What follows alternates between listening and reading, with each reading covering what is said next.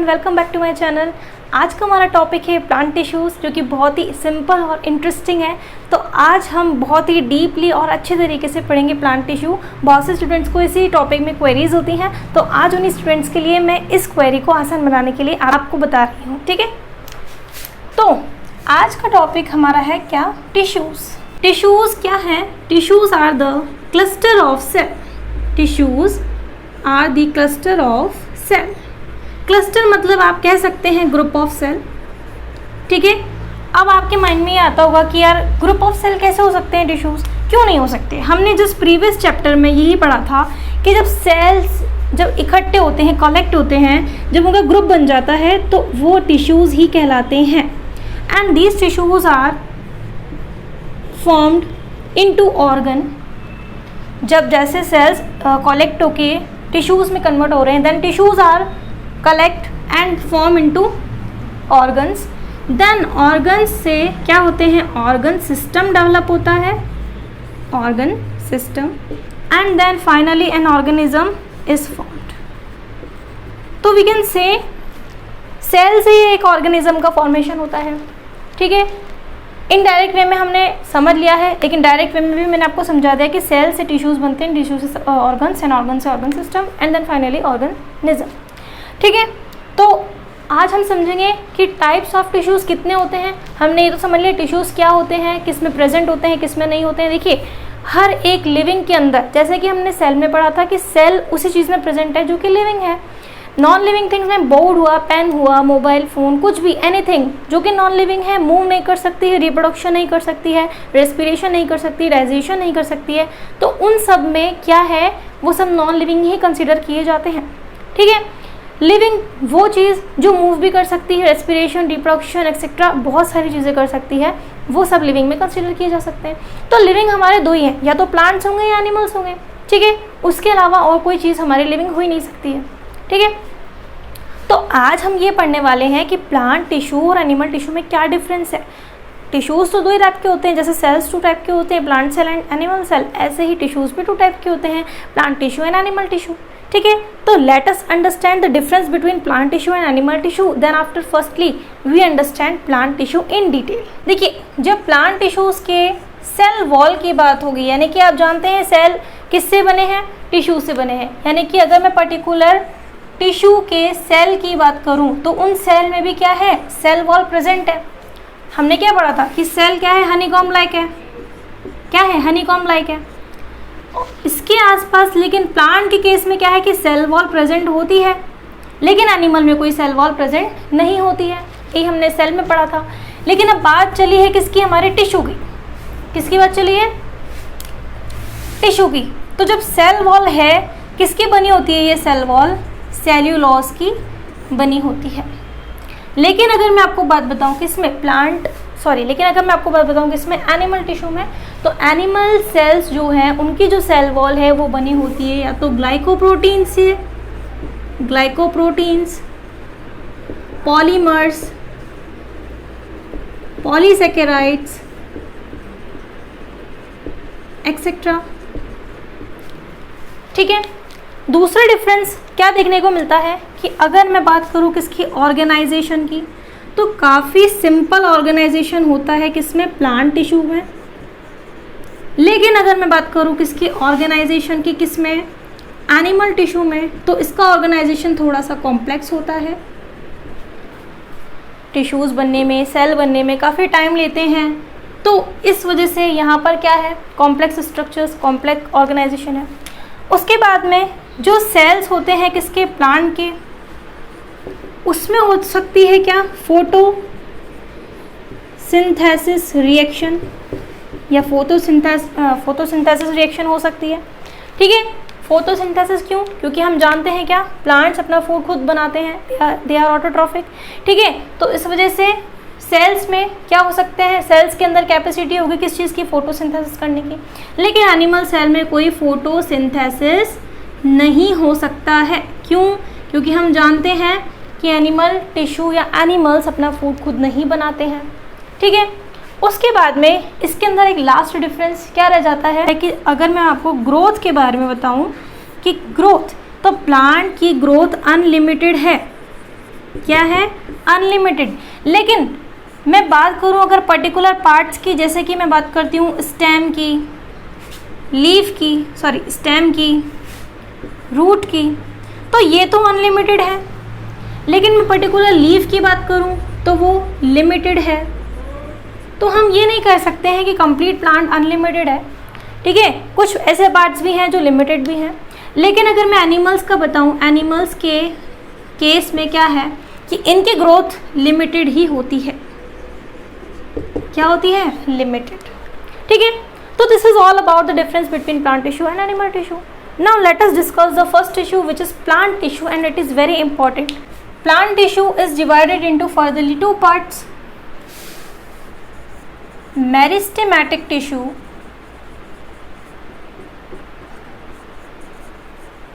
and permanent tissue, right? देखिए, meristematic tissue जो है it is responsible for growth. किस लिए रेस्पॉन्सिबल है, ग्रोथ के लिए। यानी कि अगर मेरिस्टेमेटिक टिश्यू प्लांट टिश्यू में नहीं है तो प्लांट की ग्रोथ होना इम्पॉसिबल है। लेकिन अगर मैं आपको बात बताऊं परमानेंट टिश्यू की, तो प्लांट की ग्रोथ के लिए तो सिर्फ यही रेस्पॉन्सिबल है, चाहे वो फिजिकली हो, चाहे वो केमिकली हो, चाहे मैकेनिकली हो, कैसे भी ग्रोथ हो, रेस्पॉन्सिबल सिर्फ मेरिस्टेमेटिक टिश्यू, यानी कि रेस्पॉन्सिबिलिटी इसी के पास है किस चीज़ की, ग्रोथ की। लेकिन परमानेंट टिश्यू की क्या रेस्पॉन्सिबिलिटी है, water conduction, food conduction, photosynthesis और भी बहुत सारे फंक्शंस हैं, ठीक है। तो अब देखिए, जब पर्टिकुलर हम बात करेंगे मेरिस्टेमेटिक टिश्यू के सेल्स की, तो मेरिस्टेमेटिक टिश्यू के जो सेल्स हैं वो पॉलीगोनल हो सकते हैं, आइसोडाइमेट्रिक हो सकते हैं। कैसे, आइसोडाइमेट्रिक। पॉलीगोनल मीन्स पॉली मतलब होता है क्या, मैनी। पॉली मतलब होता है मैनी, यानी कि बहुत सारे साइड्स हो सकती हैं सेल में, ज़रूरी नहीं है पेंटागोनली हो, हेक्सागोनली हो, ऑक्टागोनली हो, कैसी भी साइड्स हो सकती हैं। अब देखिए, meristematic tissue is furtherly divided into 3 parts which is first apical meristem, intercalary meristem,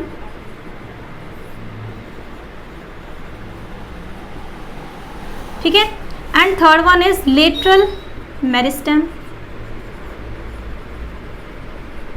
first we understand apical meristem. Apical meristem, देखिए मैं एक प्लांट जो है थोड़ा आपको ड्रॉ करके बता रही हूँ। Suppose this is a root part and this is a shoot part, these are the nodes and internodes and these are some branches. Now okay, so apical meristem is present shoot apex और root apex, means या तो shoot की tips पर होगा या फिर root की tips पर होगा। and responsible, ये किस लिए responsible है, initiation है ना, spread। जैसे कि अगर सपोज कीजिए ये roots में present है तो roots spread हो रही है, क्यों, due to the presence of apical meristem, ठीक है। अब बात आती है इंटरकैलरी मेरिस्टेम की। देखिए इंटरवर्ड क्या होता है, इंटरवर्ड होता है मिड, यानी कि मिड में। देखिए ये जो चीज़ है आपको दिखाई दे रही है, this part is called as node and this gap between nodes, ये जो नोड्स के बीच में गैप होता है that gap is called internodes, internodes, ठीक है। अब देखिए अगर आप लोगों को देखना है नोड्स और इंटरनोड्स को बिल्कुल सामने से, तो आपके पास में बहुत अच्छा एग्जांपल है शुगर केन। आप उसमें इजी गोइंग वे में देख सकते हैं कि नोड्स कहाँ होते हैं and that gap is called internodes, ठीक है। तो इंटर मतलब होता है मिड, यानी कि इंटरकैलरी मेरिस्टेम हमेशा कहाँ प्रेजेंट होगा, mid of the shoot. Gap जो आपको दिखाई दे रहा है इंटरनोड्स, उसमें प्रेजेंट होगा आपका कौन सा टिश्यू, इंटरकैलरी मेरिस्टेम। और किस लिए रेस्पॉन्सिबल है, इलोंगेशन के लिए, इंक्रीमेंट के लिए। किसको इंक्रीमेंट करेगा, स्टेम को, ठीक है। उसके बाद में आता है आपका लेटरल मेरिस्टेम। देखिए लेटरल मतलब होता है साइड, क्या होता है, साइड, यानी कि ये जो है थोड़े से साइड एरिया में प्रेजेंट होता है। और ये किस लिए रेस्पॉन्सिबल है, increment of the width of plant, यानी कि प्लांट को विड्थ में, चौड़ाई में हेल्प करता है, किस चीज़ में, इलोंगेशन करता है, किस चीज़ का, विड्थ में, ठीक है। तो ये है आपके कुछ टाइप के meristematic tissue. I think it is very easy to understand for you meristematic tissue. ठीक है, अब हम जंप करते हैं परमानेंट टिश्यू पर। परमानेंट टिश्यू भी 2 टाइप्स के हो सकते हैं। पहला जो टिश्यू है वो है हमारा simple permanent tissue and another one is complex permanent tissue. ठीक है, अब देखिए सिंपल परमानेंट टिश्यू में क्या होता है। सिंपल परमानेंट टिश्यू जो है वो किससे बनते हैं, ओनली 1 टाइप ऑफ सेल से, 1 टाइप ऑफ सेल। ठीक है, एक ही टाइप के सेल से बनते हैं। लेकिन अगर मैं बात करूँ किसकी, कॉम्प्लेक्स परमानेंट टिश्यू की, तो ये more than 1 type of cell से बनते हैं। 1 टाइप ऑफ सेल, एक से ज़्यादा हो सकते हैं सेल्स। ठीक है, अब देखिए ये भी जो है फर्दरली 3 पार्ट्स में डिवाइडेड है। कौन, सिंपल परमानेंट टिश्यू। उनकी नेम क्या है आपको पता है? नहीं, ठीक है, कोई दिक्कत नहीं है, मैं बताने वाली हूँ। Parenchyma, collenchyma and sclerenchyma. ठीक है, सबसे पहले हम समझेंगे पैरेन्काइमा को। ठीक है, देखिए पैरेन्काइमा जो है इनके जो सेल्स होते हैं वो लिविंग सेल्स होते हैं।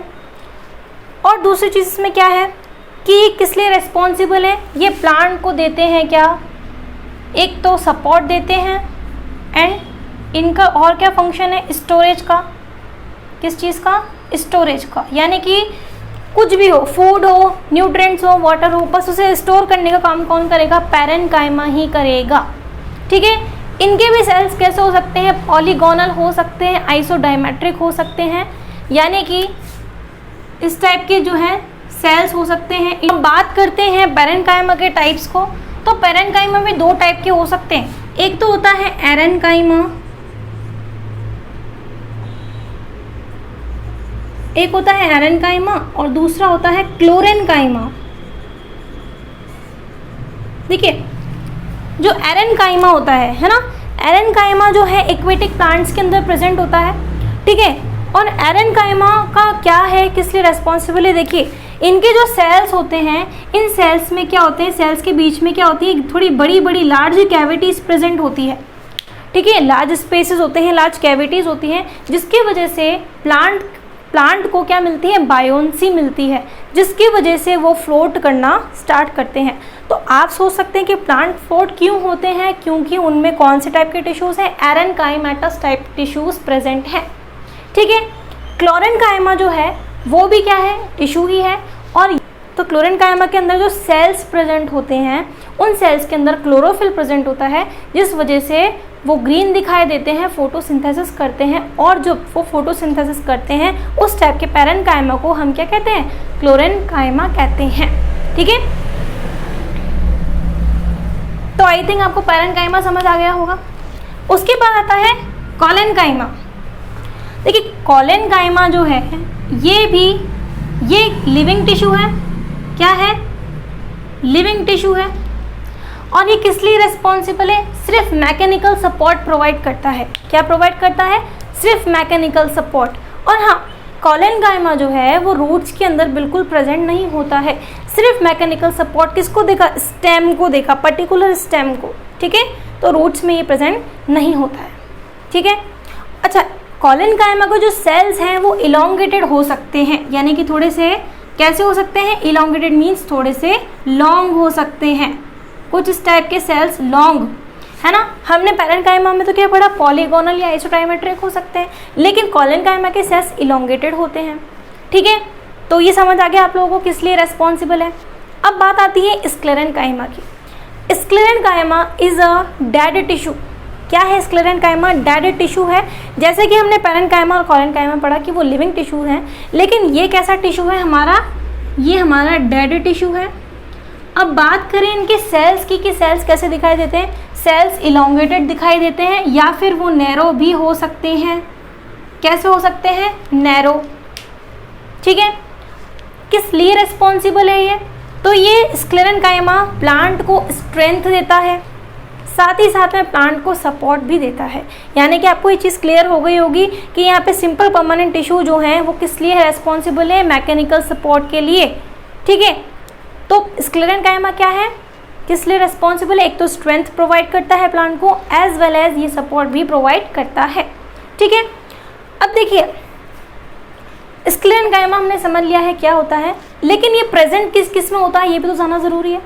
तो देखिए स्क्लेरेन्काइमा प्रेजेंट होता है प्लांट के स्टेम्स में, प्लांट की रूट्स में, हार्ड कवरिंग ऑफ नट्स, बाहर जैसे कि वॉलनट्स हुआ, आमंड्स हुए, इनके जो हार्ड कवरिंग है which is also made up of sclerenchymatous tissue.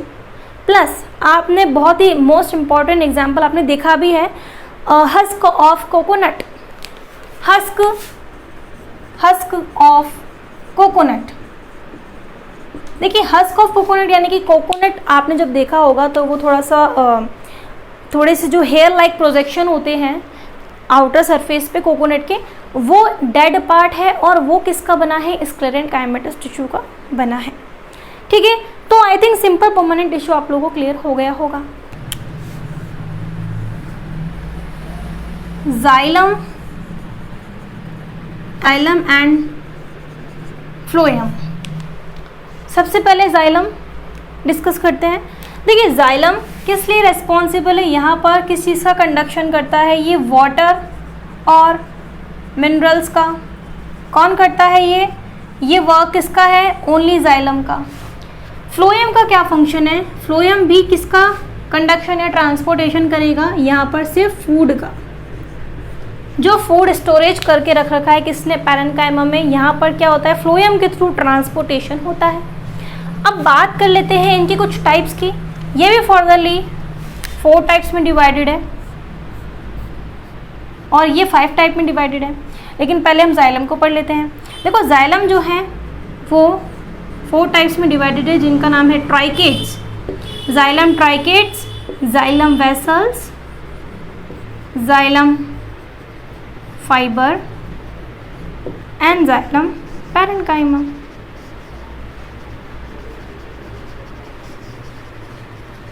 और फ्लोएम 5 टाइप के एलिमेंट्स में डिवाइडेड है, sieve cell, sieve tube,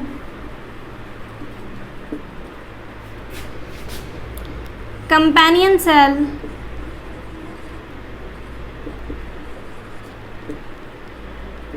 phloem fibre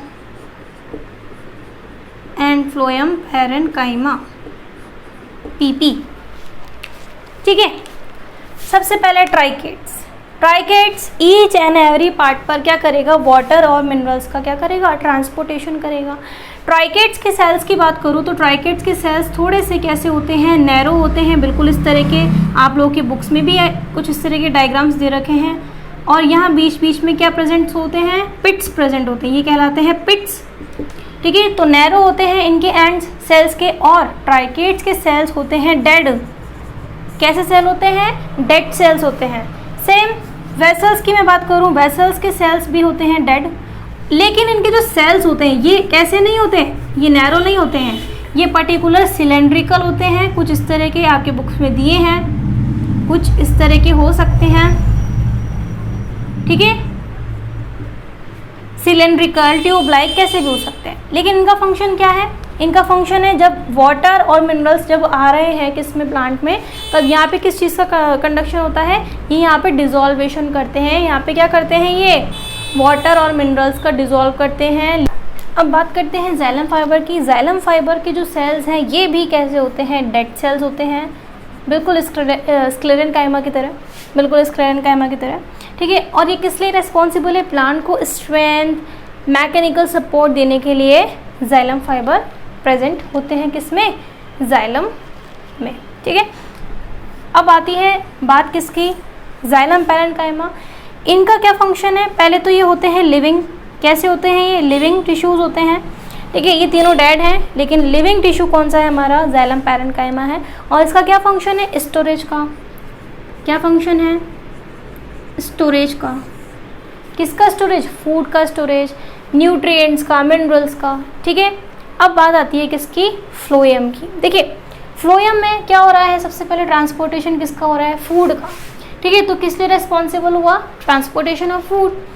तो ये फर्दरली 5 एलिमेंट्स में डिवाइडेड है, sieve cells, sieve tube, companion cells, phloem fibre and phloem parenchyma. सबसे पहले सीव सेल को समझेंगे कि सीव सेल क्या है।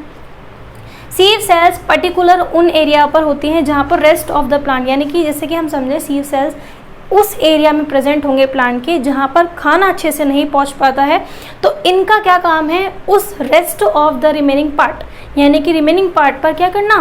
ट्रांसपोर्टेशन करना, किसका? फूड का। तो वो कौन करते हैं? सीव सेल्स करते हैं, ठीक है। उसके बाद आती है sieve tube. Sieve tubes other parts पर, यानी कि पर्टिकुलर स्टेम पर, पर्टिकुलर रूट्स पर, पर्टिकुलर लीफ पर वो सीव ट्यूब्स क्या करती हैं? फूड का ट्रांसपोर्टेशन करती हैं। कंपेनियन सेल्स का ये फंक्शन है कि वो क्या करते हैं? One part to the other parts क्या करते हैं? फूड का ट्रांसपोर्टेशन करते हैं, यानी कि एक जगह से दूसरी जगह, जैसे कि रूट से ट्रांसपोर्टेशन हो रहा है और वो किस में आ रहा है? थ्रू द बाय द, है ना, रूट से ट्रांसपोर्टेशन हो रहा है और वो स्टेम में आ रहा है, तो पर्टिकुलर रूट से जो स्टेम में आ रहा है वो क्या हो गया? आपके ट्रांसपोर्टेशन हो गया। वो किसकी हेल्प से होता है? यहाँ पे कंपेनियन सेल की वजह से होता है। उसके बाद फ्लोएम फाइबर्स, जैसे कि हमने जाइलम फाइबर में पढ़ा था कि वो भी डेड होते हैं, तो ये भी डेड होते हैं, ठीक है। और हाँ, एक चीज़ और, फ्लोएम फाइबर्स जो हैं ये भी किस लिए रिस्पॉन्सिबल है? प्लांट को स्ट्रेंथ और सपोर्ट देने के लिए। और फ्लोएम पैरेन्काइमा ये एक लिविंग टिश्यू होता है, ठीक है, और ये किस लिए काम करता है? For storage of food and minerals, ठीक है। तो this is all about the tissue. If you like my video then like, share, subscribe and comment. Thank you.